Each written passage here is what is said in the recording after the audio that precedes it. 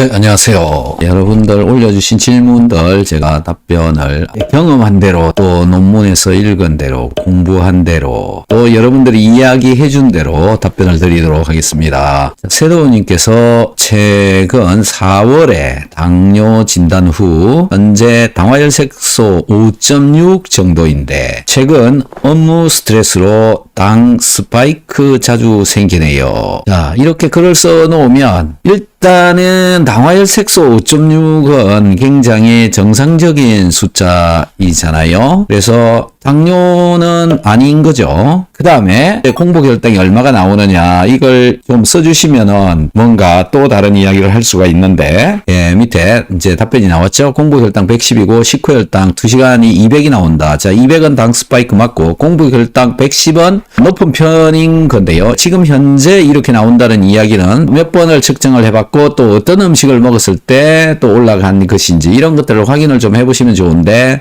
탄수화물을 줄이는 것도 한 가지 방법이겠고요. 또 방법 중에 하나가 식이섬유질류를 많이 섭취를 한다라는 거죠. 당뇨 환자의 경우에는 이 식이섬유질이 충분하게 섭취가 되어야 대장에서 GLP-1이라고 하는 호르몬 분비가 잘 됩니다. 그것만 잘 되도록 해주어도 혈당 스파이크가 줄어든다. 이렇게 보시면 될 것 같고요. 혹시 이제 체중이 과하거나 그러면은 또 체중을 줄이는 이런 방법도 택해야 되고 당뇨 환자의 대부분은 마그네슘이 부족한 경우가 많더라라는 그런 논문들이 있는데요. 그래서 마그네슘 섭취량을 늘린다. 그 다음에 이제 운동을 좀 해주는 것도 좋겠죠. 운동을 해주면 산소가 많이 들어가고 산소가 잘 들어가니까 또 당 소모가 잘 된다. 가장 중요한 미네랄류 중에 나트륨이 부족하지 않은가. 그래서 소금 섭취, 그 다음에 칼슘 섭취 이런 것들이 좀 필요합니다. 그 다음에 비타민류 중에서 비타민C, 비타민 B군 이런 것만 좀 섭취를 해주어도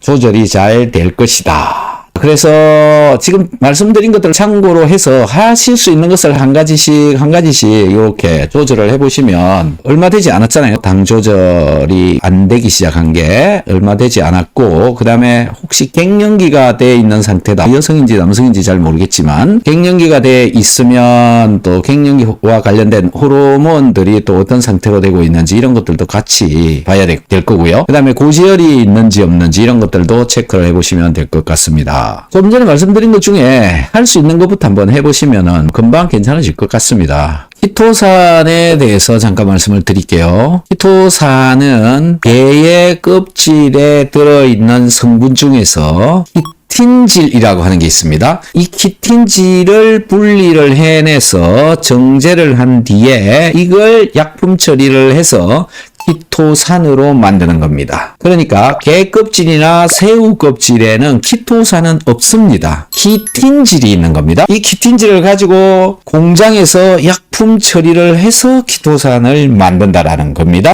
키토산 2알을 먹으면 대추 한 포기를 먹는 그런 효과가 나온다. 이렇게 되는 겁니다. 그리고 키토산은 녹는다는 것은 이온성을 가지고 있다는 겁니다. 키토산은 고분자입니다. 분자량이 딥다 큰 그런 긴 고분자, 실처럼 생긴 거라고 보시면 돼요. 자, 이런 고분자 형태로 되어 있는데 녹아서 실처럼 긴 것들이 많은 물질들을 붙잡게 된다. 붙잡고 끌고 내려간다. 어디로? 대장까지. 그래서 식이섬유질을 먹어야 되는 이유가 되는 겁니다. 대장에 내가 먹은 영양 성분들을 붙잡고 대장에까지 끌어다 주어야 대장이 이제 기능을 하게 되고 기능을 하게 되니까 일단은 수분 흡수 잘하고요. 영양소 흡수 잘하고요. 그 다음에 각종 호르몬 분비가 잘 되고요. 이것 때문에 내 몸의 뇌, 심장, 췌장, 간, 신장 이런 것들이 활발하게 움직인다. 자, 이런 걸 해주기 위해서 식이섬유질을 많이 먹어라 이런 얘기를 하는 겁니다. 자, 키토산은 고분자다.